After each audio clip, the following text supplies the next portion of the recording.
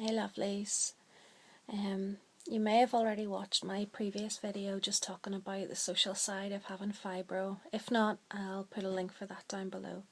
But I decided to do another video just before I go to sleep, just to talk to you about what it's like to actually be married whenever you have fibro. Or even live with somebody or have a partner. Maybe you don't even live together yet, but any of those relationships are going to come under a lot of stress, and it can pull marriages or relationships apart. And that's one of the things that we really have to make sure that we don't let happen. Because your life has changed so much and you can't do the same amount anymore. I mean, I don't know about you, I am just assuming, but I can't do half the housework that I used to. I mean, in all the time that I've been with my husband, we've been together over 9 years. He's always done the vacuuming just because I'm not fit enough to do it. But now a lot more he's doing more of the dishes and doing the cooking, and so much of the housework has been done by him. And I do feel really bad because my husband works over 50 hours a week as well as having to look after me. I mean, today, for example, I couldn't stay awake. I was in bed most of the day until after 5 o'clock. I stayed in bed because I just could not stay awake. I just kept falling asleep. So my husband ended up making dinner and getting ready and then heading out to work to do a night shift. And that makes me feel really guilty that I have put a lot of pressure on him. But what you need to do is make sure whenever you get that diagnosis for whatever you're suffering from, that you sit down and talk with your partner or your husband or whatever. In fact, one of the things that I wish I'd done was bring my husband into the consultation whenever I was being given my diagnosis. But I actually didn't think that I would be getting a diagnosis that day, so I didn't bring him in with me. But I wish I had, because I would have asked a lot more questions and so that he could understand a wee bit more. But we did get leaflets and I brought them home and he read through them all, and he's read stuff on the internet. And don't get me wrong, and I'm sure he would agree with this if he was here, but he did struggle quite a lot with it, and there was times whenever he got really frustrated when he'd been out at work all night. You know, he would maybe have left straight after dinner, he would have been gone all night, maybe a 10-11 hour shift, and come home and the dishes would all still be sitting waiting to be washed from the night before, and he would have to do those as well as probably do the vacuuming that day as well. And you know, I can understand his frustration, because it's not easy going from, you know, having a wife who is maybe lives with a lot of pain, but going from a functioning wife who goes out to work all the time and does a lot of the housework. You know, we always split things sort of 50-50, and that was brilliant. You know, I really appreciated that my husband has always been fantastic around the house. Because we both worked full time, it did mean that it was much easier to get things done if we both worked together to get it done. But I get that going from that to having everything, plus not only that, he's got a lot more financial burdens now than he would have had before, because obviously I'm not earning a wage. I'm, you know, living off employment support allowance now. So you can get why your partners and stuff would get really anxious and agitated with you, and you know, because they worry about the future as well as everything else. You know, they wonder where it's going to end up, how bad you're going to get, and it can be really hard. And I've seen some couples who really, really do struggle with it, and I've seen one where the marriage is actually fallen apart, and it is really, really sad to watch. And it's it's something that worried me whenever I realised that this marriage had broken up. I kind of thought, I really hope that doesn't happen to mine, because I mean I would be lost without my husband, absolutely lost. And to imagine life without him is, oh gosh, I couldn't imagine living without, I couldn't imagine having to deal with this here without him. But I remember sitting down with him after that and saying, look, my friend and her husband have split up because he just can't cope with her fibro anymore, and he can't be that person. And I said, look, we need to sit down and we need to work out things together. We need to make sure that we're both on the same page and that you get just how bad this is for me. And those times where I'm sitting in so much agony and you ask me to go and make you a cup of tea, and you know, sometimes it would be nice if you got up and made me the cup of tea rather than the other way round. And it did take a while to actually have things change and get him to understand that, because I mean, apart from anything, men can be stubborn. And when you're in a relationship, you get used to sort of the way things work, and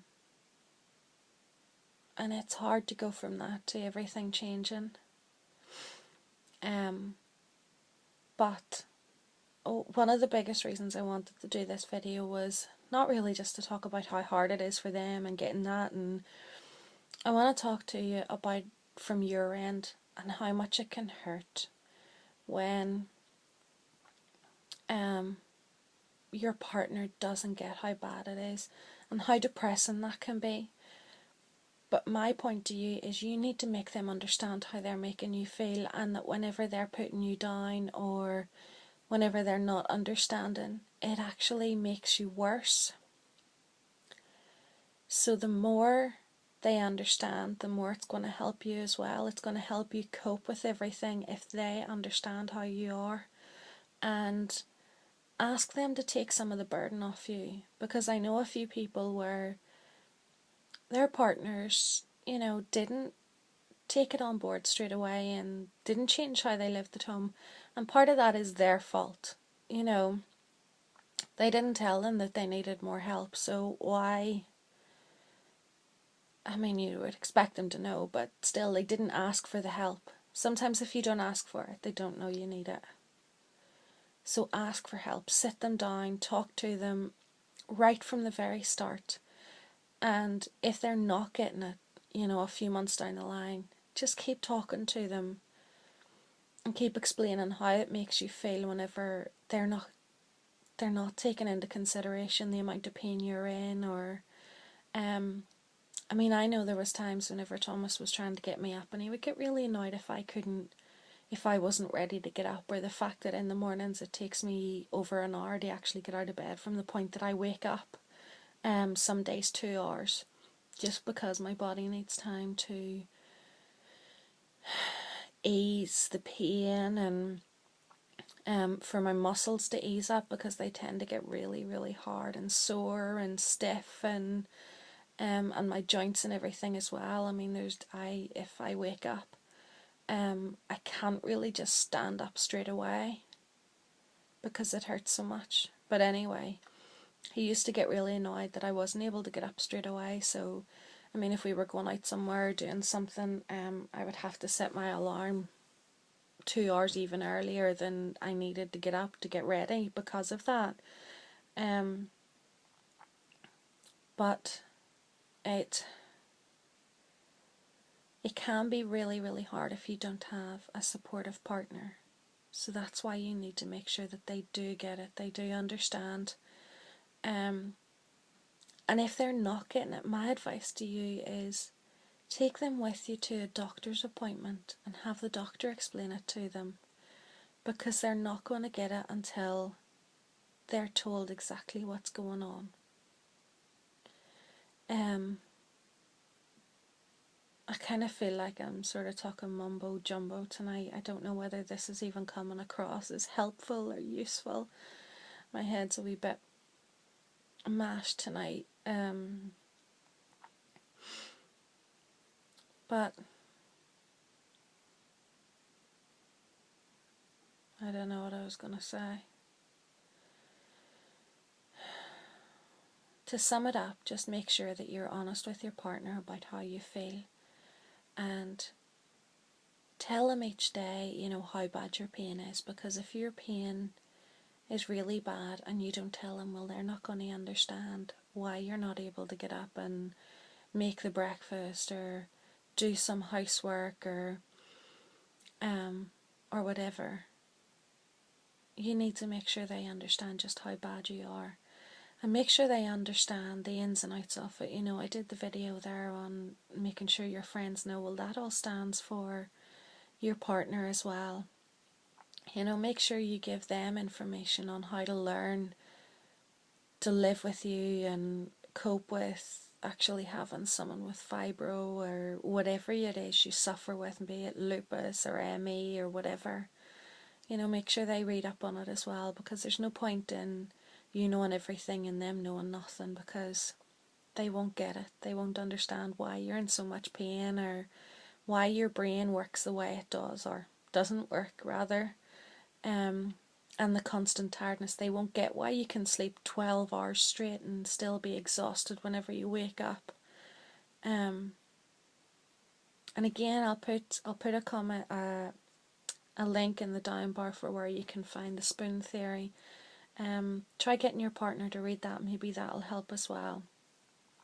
And I hope you guys are actually watching this and saying, yeah, my partner is really helpful, because I do feel for anybody who doesn't have a supporting partner. And one thing I will say, if you do need extra support, I mean, we're all told to look for some sort of support group, and I have a really loving family support group.